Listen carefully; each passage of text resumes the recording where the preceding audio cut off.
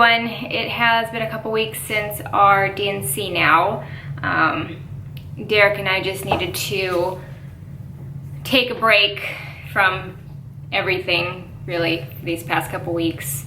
We have obviously been very heartbroken, confused, angry, just wondering why is this so hard for us? Why did we get a glimpse of what we've been trying for so long for it to just be taken away? So we've pretty much had every emotion going through us these past couple weeks. So like I said, we just needed to take a step back from videos and just a lot of things. We just spent a lot of time together and are trying to move forward. So I just wanted to fill everybody in on how my D&C went. Everything went fine. If you unfortunately ever have to have one, it's really not a bad procedure. I went in, we checked in maybe like an hour and a half early. They took me back. I got changed into like a little, hospital gown. They put an IV in me, which was probably the worst part of the whole experience because the first one she put in like my forearm area right here, and I've never had one there before, and it hurt.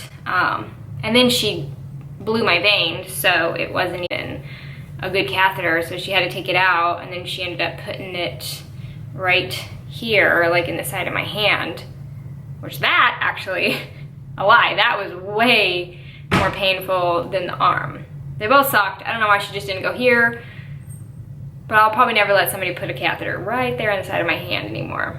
Anyways, once that was all done, she went over a bunch of questions with me, and then somebody else came by and drew more blood from me.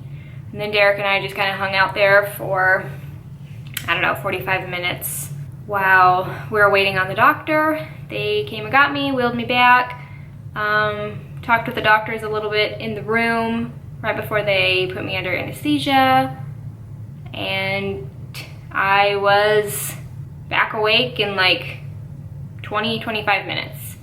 Derek said it was super fast. He left to go sit in the lobby, then pretty much went right back in the room, the recovery room, to wait for me.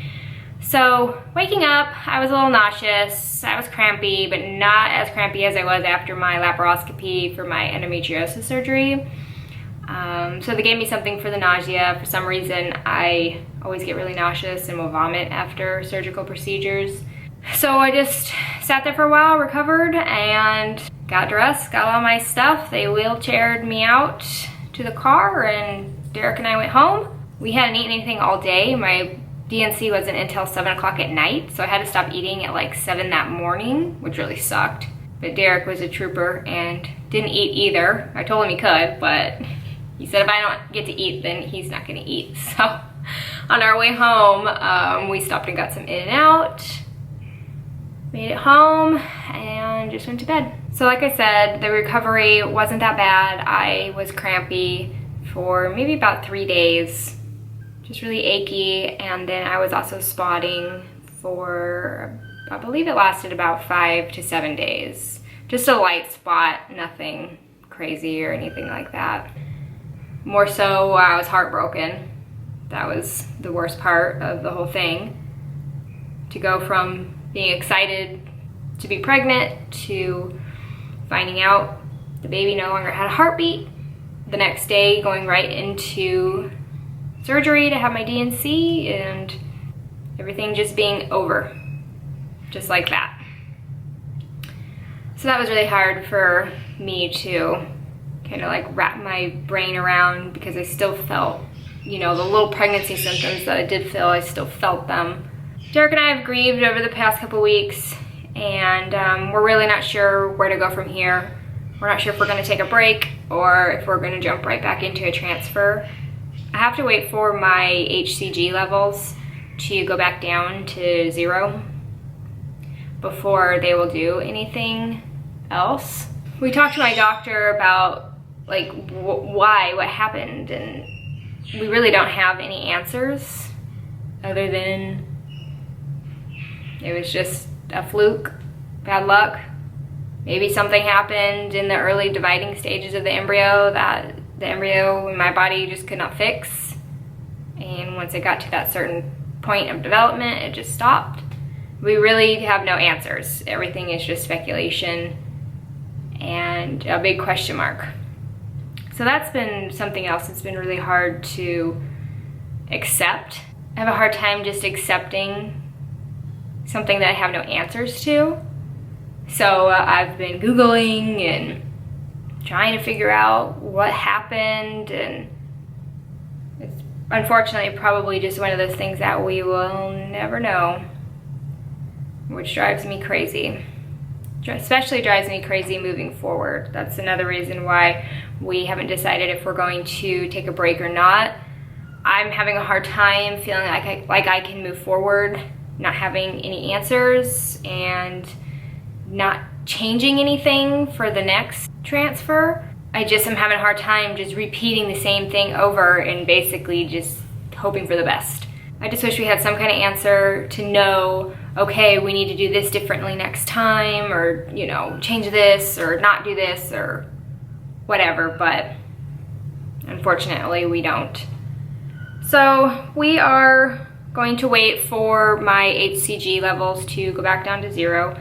Like I said, it's been a couple weeks now, and I've been testing once a week with just one of those cheap Walmart 88-cent tests instead of going weekly to get more blood draws.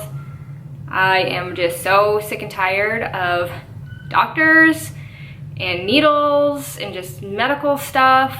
I'm over it.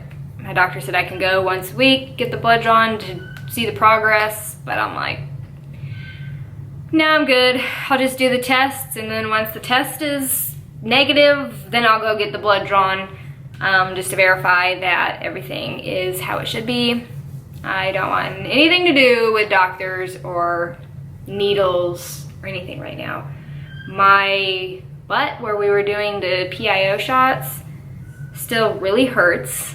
I am not sure how long this is gonna last, but anytime I try and just walk really fast or go for a jog, it is like excruciatingly painful. Anything where my muscles are like bouncing up and down, it's awful. So I really hope that that all clears up here pretty soon, because it's unfortunately a constant reminder of everything that we've gone through, and I just really want it to go away. It hurts really bad, and it's literally a pain in the butt. So that's my update for now. When I get my HCG back down to 0, I'll do another video and kind of let you guys know if we're gonna move forward or if we've decided to do any additional testing or change to protocol, anything different. I'll get on here and update you guys. Thanks for following us, and thanks for all the love.